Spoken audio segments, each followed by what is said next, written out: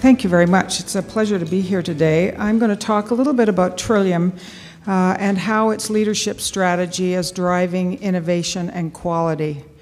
For those of you who don't know, without going into a lot of detail, Trillium is a relatively new organization. It's about 12 years old. It's the product of a merger of the Queensway General Hospital and the Mississauga Hospital.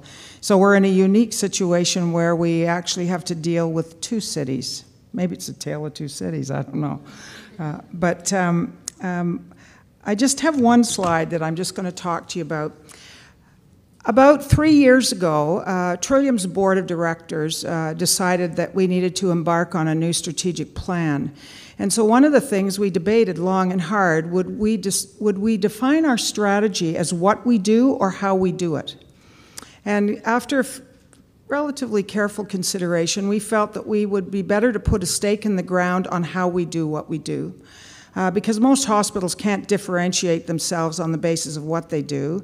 Trillium pretty much does everything now except transplants. But we felt that there was an opportunity by focusing on how we do our work where everybody could be a winner. As some of our programs said, well, if you say you're the leading beating heart surgery center in North America, well, what of those in the organization who have nothing to do with the beating heart program? Are they chopped liver? So we said we wanted to create an environment that drove everybody to excellence. So we didn't commit to saying we could serve everybody, but we did make a commitment to say anybody who walked in the door deserved the best quality of care we could absolutely provide them. So what we ended up doing is we came up with 5 strategic themes that have really driven the organization. I'm going to talk briefly about them and give some examples, 3 specific examples of where they have driven innovation in the organization.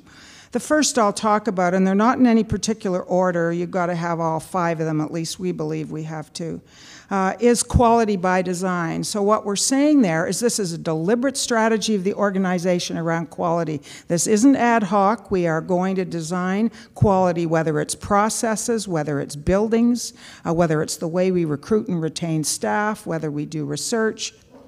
All of that is going to be driven with a quality lens. Now, one of the things that I'll give you an example that we've been able to do in quality by design. We've just opened a new clinical wing. If you ever get a chance, you should actually come out and see it. It is a wing that's considered by Infrastructure Ontario to be a poster child, primarily because it came in on time and on budget. That's, from a physical point of view, that's nice. But the reality is we've been working very closely with the Pebble Group in the United States on actually evaluating the design of the building with respect to improved outcomes of care and improved job satisfaction. And the results are statistically significant in every category that we've looked at. We have improved levels of patient satisfaction, we have improved levels of job satisfaction, and we actually have improved quality. It's a completely wireless building. For example, we have our patient call systems are hooked up to phones that the staff carry. So you go on the units, there's no noise because patients aren't paging. Usually one of the reasons patients page staff is because they don't trust the staff are actually going to answer the call. But because the staff are hooked up, their phones are hooked up directly to the patient call system, the patient can always get a hold of a staff member. All of our rooms, for example, all of the beds face a window. Which you can understand is a little challenge given you're trying to design a building to meet the budget requirements of the government, which is pretty cheap. You can't have all single rooms, and those of you who've seen most double rooms, there's a bed by the window and there's a bed by the door. Well, we chose to divide the room down the middle as opposed to between 2 beds, so the beds actually face out, each bed faces out into the window. All of the things, for instance, the nurses were involved in laying out the design. All of the plugs are at waist level, so we don't have nurses who are getting older and having to bend down to plug in equipment. So that was one thing where we specifically looked at designing a building with certain quality measures in place. And we're in the process of looking at now some design for some new plans that we have underway for our site in West Toronto. Operational excellence just means that we are absolutely committed to being as efficient and effective as we can. So Shirley referred a bit earlier to value for money. That is one of the things that we focus a lot on now. We're spending about $500 million of the taxpayers' money, so we do believe it's important to make sure that we're getting value for money. Integration and partnerships is really focusing on saying we cannot do this on our own. It has to be something, one, that we partner with other organizations in the community, with other sectors. We have some very strong strategic alliances with certain organizations. I see some Medtronic people here. We have a big cardiac program, big spine program, so we have quite an alliance with Medtronic. We have an alliance with RIM. We've been using Blackberries at Trillium for a long time. But we also focus on interdisciplinary, interprofessional cooperation, so that the importance of people partnering internally together. As I've said, if one program or service wins at the expense of another, it is not a win. We also partner with our patients to look at opportunities for improvement. And one of the innovations that I'll give you here is one of our managers on one of our units noticed that at shift change, all of the staff come into the nursing station, they exchange information about the patients, and then the new nurses coming on to shift go out to actually see the patients. Oftentimes, that's a period of time that can take half an hour, 45 minutes. Patients can deteriorate significantly during that period of time. So the nurse manager thought, well, this doesn't make any sense. Why don't we see if we can transfer care right at the bedside? So what happens now, our nurses actually come in early and they do the transfer of care. It takes about 3 minutes in front of the patient and the family, if they're there as well, and they discuss the transfer. Well, first of all, there's no, we don't have patients deteriorate during that change, but the level of increased patient satisfaction, they do know exactly what's going on, and any family members who are there also do the same thing. That spread from one unit across the whole hospital in about 8 months.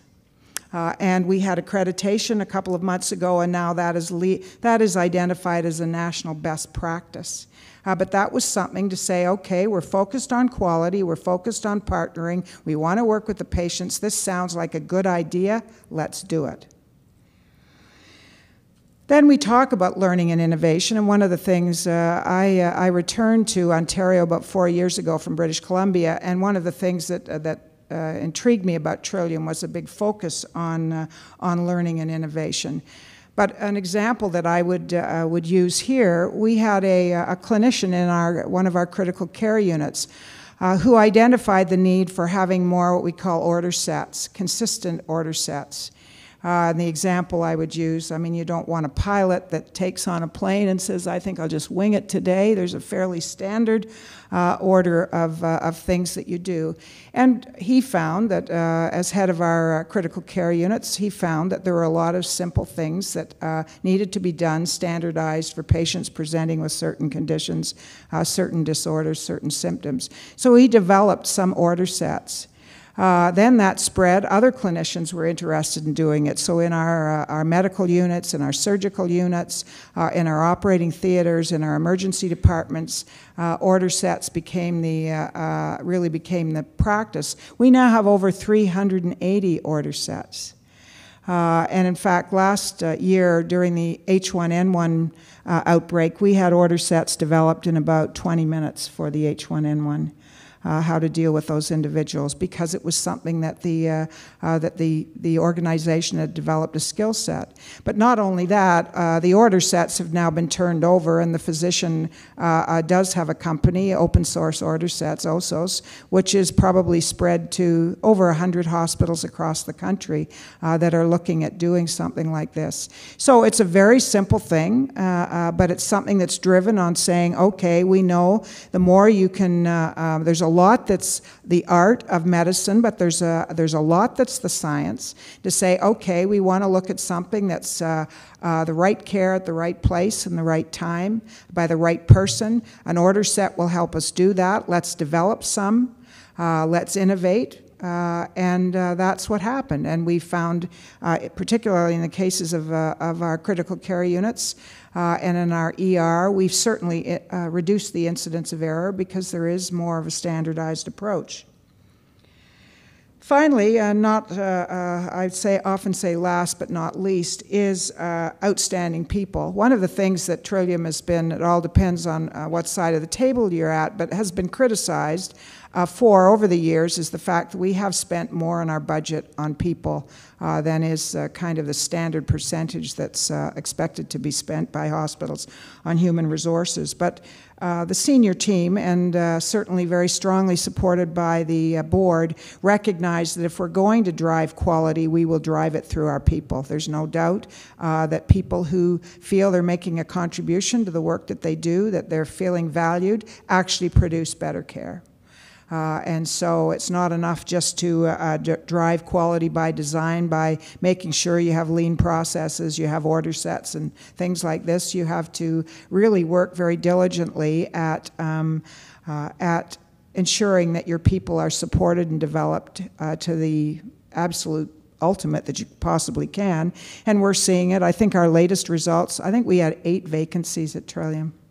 In our last review. We're considered an employer of choice, and it is a really remarkable place that people feel that they're making a contribution. So I'll close there. I just want to emphasize that I think it is important to have leadership from the top. What I've tried to show you is something that was led by the senior team and the board, a new strategy for an organization, but that's not sufficient. It has to actually be led. Bottom up is nice, top down is important, sideways to sideways is equally important, and that you have to do it in a way that is structured and managed and not simply just left out there to kind of do its own thing. As Alan mentioned earlier about strategic planning is relatively easy. It's Stephen Lewis, the Saskatchewan Stephen Lewis, who always talks about the fact that Canada has a crisis when it comes to execution, particularly in healthcare. We are riddled with strategic plans, but we're not so good on executing. And I think if we can get around to executing, we'll have a much better chance on leading and innovating. Thank you.